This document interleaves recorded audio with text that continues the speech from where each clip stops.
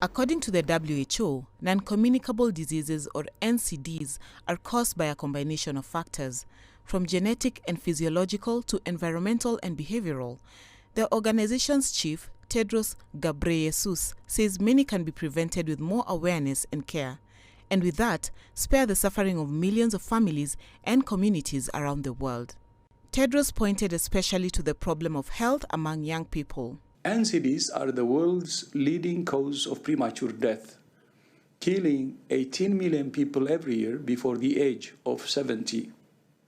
In addition, more than 1 billion people face mental health conditions, and suicide is the third leading cause of death among young people.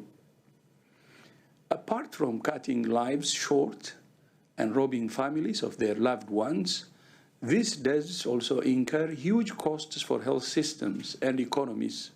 Tedros was speaking ahead of a high-level meeting on non-communicable diseases and mental health in New York next week.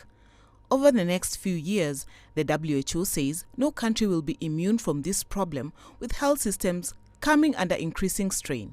The organization expects to issue a draft declaration at the meeting, which generates ambitious targets to ease their burden. We call them the best buys. These include raising taxes on tobacco and alcohol, protecting children from the marketing of unhealthy food, promoting physical activity, improving diets, and screening for cancer. They are all proven, practical, and ready to use.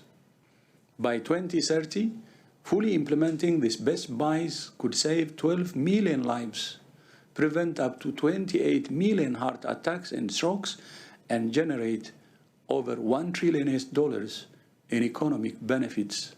Separately, the WHO Director General addressed the Ebola outbreak in the Democratic Republic of Congo, where 48 confirmed and probable cases have been reported and 31 people have died since its declaration 2 weeks ago. The WHO has supported the Congolese government through the delivery of medical equipment, deployment of experts, contact tracing, and frontline workers' vaccination efforts. We have also helped to set up an Ebola treatment center with 48 beds with 16 patients currently being treated.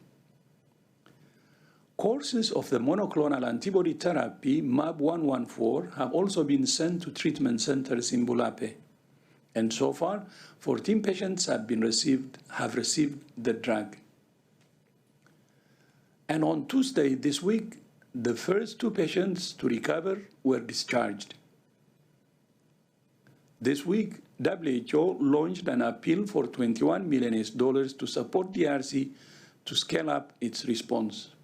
In Africa, tackling the rise of non-communicable diseases and mental health conditions faces many challenges, from a lack of professionals and funding in this area to stigma and discrimination. Often, governments prioritize other areas which they deem to be more important. Experts hope this high-level meeting in New York can help change this perception. Crystal Onkel, CGTN.